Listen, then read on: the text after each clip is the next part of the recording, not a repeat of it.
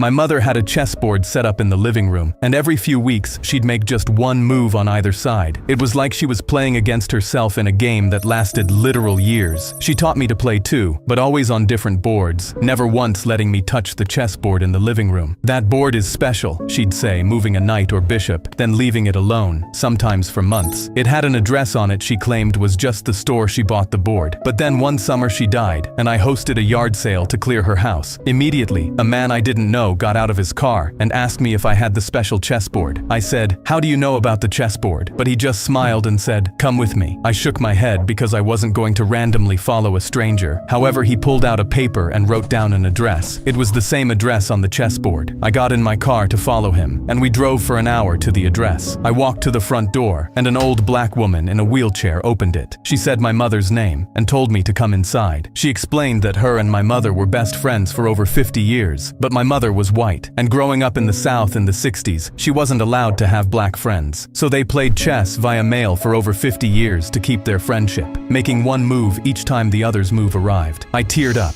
and when I walked into the living room, I saw a chessboard set up in the exact position my mother's was before she died. I sat down and played the exact move my mom would have made.